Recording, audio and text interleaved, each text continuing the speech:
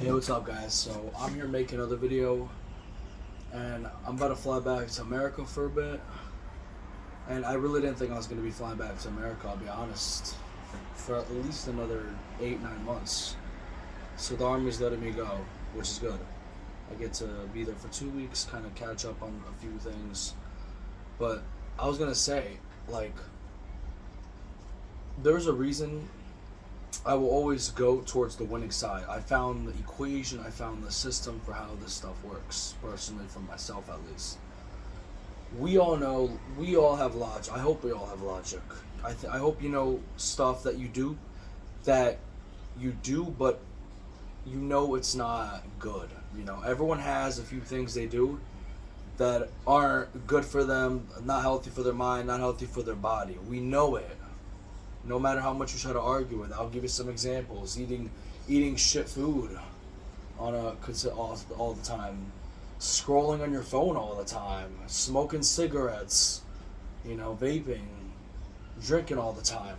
These are the basics that are unfortunately accepted in society, but they're not good. They're these negatives that it's like, think about it like this way. I think about it as like a half a circle, right?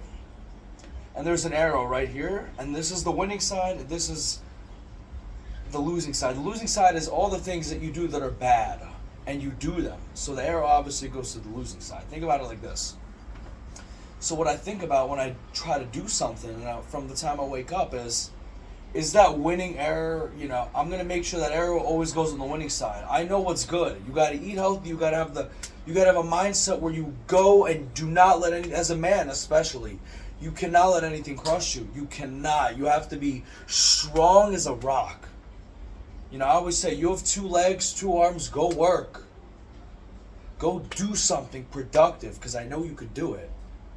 And this goes for everybody out there. So I always try to make sure the arrow goes to the winning side. And the way I do that is I think of what I have to do and what I shouldn't do, because there's obviously certain things I do that I shouldn't do. Well, I did. I would say for the most part, I did. I don't do them anymore. And I would say, yeah, I know what I have to do, and I just automatically in my head, it's like an arrow. It goes to the winning side, and I look at what it says on the winning side, and I go do it. And that's the way I think about it. Let's say you have a situation. You smoke cigarettes all the time, right? This is the losing side, this is the winning side. Think about it like this. Oh, I want to smoke some cigarettes. There's a band that's pulling you, and you're going to the losing side. The more of those you have, we all have like these sub-counterparts of us. The more of those you have that go to the losing side parts of your life, the worse you're going to feel, the worse your life's going to be. So that's why I'd say it's always important to experience and adapt to any situation in life, any type of environment in life, and always in that environment, always try to strive for the winning side. And you will see at how much more reluctant you are, and you're going to say, no, I'm not going to take the bad side. I'm going to do what's good for me, what's good for my family, and what's good for others. As long as I'm winning every day. These wins come in small steps. You might not feel the best that day, but guess what? And this is a harsh world. No one gives a fuck how you feel. Nobody. Nobody gives a fuck about how you feel. That's just how the world is, and you can't do anything about that. Which means that if the world is like that, you have to go out and you have to bust your ass every day to be the best version of yourself. That means having financial freedom. That means, learning from everything every day and how to adapt and survive in any environment you're in. And those are just the 2 counter steps, which is really what's gonna make up how you're gonna, operate in this world.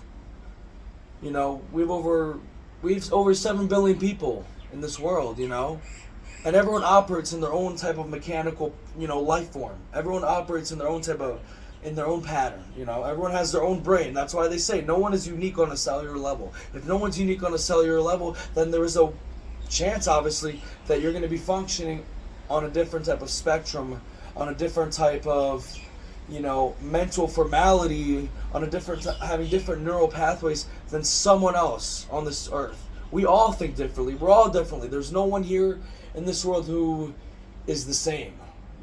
On a cellular level, we're all unique in our own way. We just have to find what we're unique in. We have to find out what we're good at, what we're not good at, and what we have to work on. You know?